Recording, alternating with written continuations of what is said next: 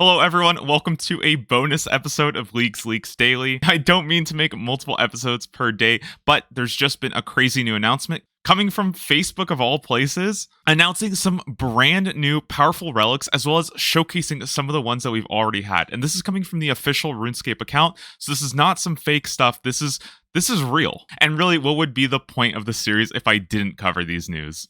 Now, during that video, you may have seen a bunch of new relics shown, including some of the ones that we've already seen, some of the new relics that are being announced, as well as a couple never before seen images that we can only guess at. Now, I just want to say that most of this video is pure speculation and just me taking guesses at what this could be, so don't take this as law. None of this is officially confirmed. I've just put together all the images so you can see them. This was done thanks to the League's Discord. And there may be even more than this. This isn't actually the full set of relics. So of course we saw the combat relics. We've already talked about those. We know that those are coming. In addition, they showed some of the new relics like Trickster, Undying Retribution, Globetrotter Relic, and today's announced Banker's Note. These are obviously amazing relics to talk about, but I've dedicated whole videos on them. So just go there if you want to see what those are about. And everything moving forward is completely speculation. We do not have any information on them yet. However, we can see that a lot of their icons are very similar to previous relics, so we can at least try to take guesses at what it could be. This one right here looks a lot like the Fairy's Flight relic, which was from the original Trailblazer. And this gave you a fairy mushroom, which could let you teleport to any fairy ring or spirit tree, as long as you had that in your region. And honestly, I think that this is a really powerful relic, and unfortunately, it just kind of got overshadowed by last recall, so I'm really happy to see them bring this back. And honestly, I used this in the Deadman mode at one point. I really like this relic. I think it's a lot of fun to play with. It's probably going to be on the same tier as the Globetrotter, so this might be a really fun way to get around. Having on-demand access to every fairy ring is kind of crazy. We also got this relic, which looks a lot like Infernal Gathering. If you thought Endless Harvest was dead because of Banker's Note coming out, think again, because we might have Infernal Gathering coming back. This gives you a set of tools, the Trailblazer Axe, Pickaxe, and Harpoon, that will automatically burn logs that you cut, automatically smelt any ore that you mine, and also cook any fish that you get. So first off, you're getting all of the experience of actually using the production skills. And on top of that, you don't even need the level requirements. So you could be like level 1 fire making, and you could be chopping magic trees and automatically burning them. And while I can't say for sure, I am pretty damn positive that this is also going to work with the doubling effect of Endless Harvest. Meaning that not only are you going to be getting twice the woodcutting, twice the mining, twice the fishing, but you're also going to be getting twice the fire making, twice the smelting and metal bars, and twice the cooked fish. And all that is actually going to go and get teleported to your bank also. So Harvest Gang, guys, we are back again, all right? This has just moved up to the top of my list. I was so considering Trickster this morning, but now I think I'm really looking at Endless Harvest once again. Next up, we got this image, which looks like Equilibrium. This is one of my favorite relics because it actually changes how you play the game. Every time you would get experience, you would also get bonus experience equal to 10% of your player total level. So let's say you had 2,000 total level. Every time you got any experience everywhere, you also got 200 experience. And what I love about a relic like this is it doesn't just increase your power level, but now you have to really start thinking about new and innovative ways to play the game. In particular, you would want something that just gives you experience very rapidly. And even though the power level might not be immediately obvious, if you have a lot of knowledge of the game, you got some big brain strategies on how to use this, you can really squeeze a lot of juice out of a relic like this and get a lot of experience across the entire board. This would apply to every single skill. It would also help a lot if you have a skill that you want to train last, because you're going to have a massive total level before you ever even touch it. So you're getting like bonus 200 experience for every action that you do. Now, this relic looks a lot like Treasure Seeker. Now, everybody's going to be getting a passive where all clues are going to be stackable as scroll boxes. However, this relic actually might come with even more power. First off, NPCs will have a 1 in 20 chance of dropping them. This makes it way easier to actually go and farm clue scrolls. And in addition, you're going to have a 10 times the chance of finding geodes, nests, and bottles from skilling. And all clues have the lowest number of steps possible, which really means that if you wanted to get clues done, this relic speeds it up by a heck ton. I love this because everybody's going to be getting the quality of life feature of stackable scroll boxes. But if you like doing clues and you want to just smash as many of them as possible, there's a bunch of tasks always related to clues. So in the last Trailblazer League, the Treasure Seeker relic was like actually one of the strongest relics in the game. It was super underrated. So next up, we got the Crossing Swords, which I'm guessing is going to be Weapon Specialist, even if it looks a little bit different. This had a passive effect of increasing all attacks by 10% accuracy and 10% damage. This was for all 3 styles, but it would also stack with your combat relic as well. Most importantly, though, this is the special attack relic that I've been talking about in like every single video.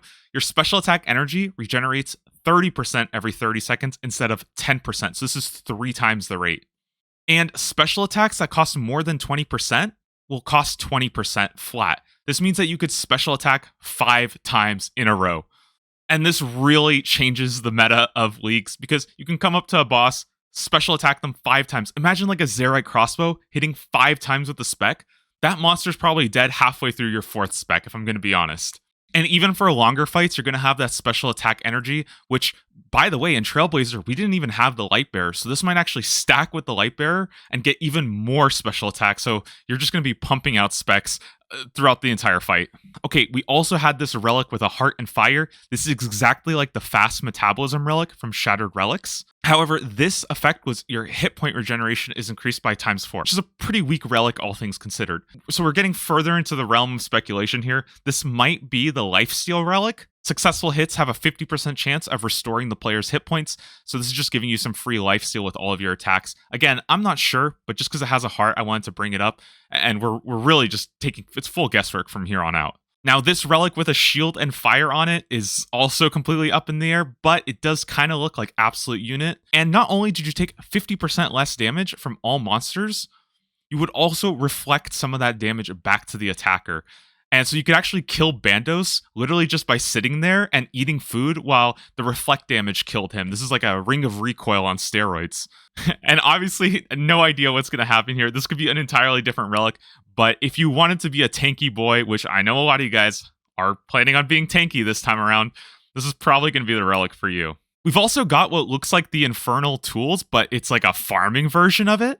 You can see like the spade and the rake. So this must be the farming relic. I was positive that we're going to get something for farming because come on, it's farming. And just some of the relics I found from farming were Seedy Business and Certified Farmer. This gives you a percentage chance to save your seed as well as increasing the yield. And I believe this also gave you the experience bonus. So if you had all of your farming doubled, you'd also be getting double experience from farming. We may also see the return of Botanist, which meant that farming ticks occurred every minute instead of 5.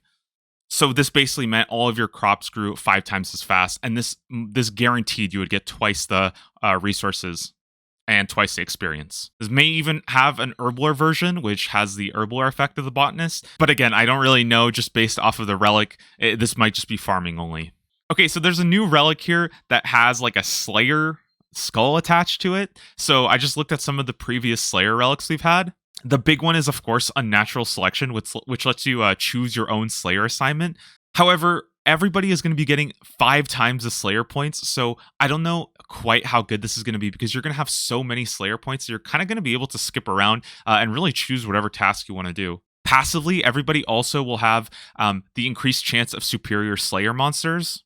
I believe that's a 1 in 50 chance, so it's not quite as good as Unnatural Selection was, but again, everybody gets access to it. You didn't even have to make that choice. Now, one Slayer relic I really liked was Slay All Day, which would heal you for some hit points for every monster you killed. And I love this relic because I thought it was a really nice way of giving you some early game regen before you got the really powerful lifesteal relics. That just made Slayer tasks a lot better. You didn't have to like do some weird prayer flick or like bring food, and it was just awesome. I love this relic. Okay, and a pretty wacky one here. We've got the Zamorak horns and some blood effect. Now, I got 2 guesses here. This might be something to do with Zamarakian Sight from Shattered Relics. This basically gave you a huge bonus to your magic attack accuracy while wielding 4 Zamorak items.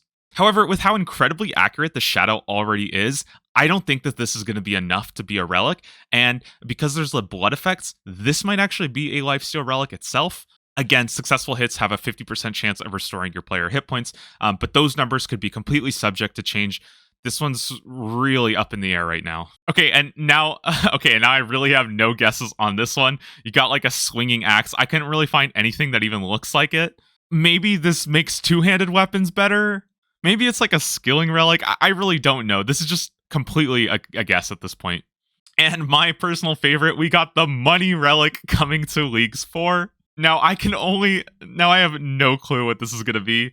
I know some people I know that some people have speculated maybe this is going to increase the value of high alchemy, which is something we've seen in the past. Maybe this will decrease the price of all items from stores. So, like, Shopscape is going to be the meta.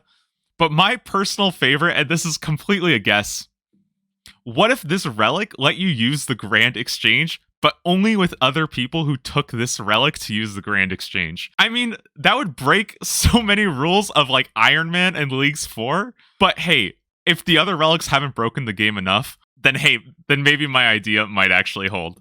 Finally, we've got one more leak. This is actually what I was working on before all this dropped, and I completely had to drop all my plans and start covering those leaks. But basically, on the official OSRS wiki, a large amount of the starter region tasks, as well as in Misthalin and Karumja, have been added. So you can go and take a look and see exactly what you're going to be doing when Leagues 4 drops. This means you can already go ahead and start planning your early game route, find out what you want to be doing, and find out where everybody else is going to be competing for resources, because there's going to be a ton of people on that first day.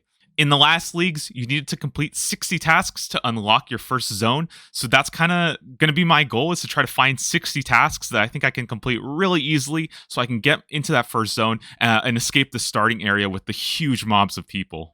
Give it a look, guys. I'm going to have a video going over my 60 as soon as I can basically finish up my route. So yeah, crazy stuff today. Hopefully you're not too sick of seeing me pop up on your feed. But seriously, guys, the support has been crazy. I'm going to keep putting out the daily videos, and I just can't wait to actually play Leagues. Oh my god. See you guys in the next video.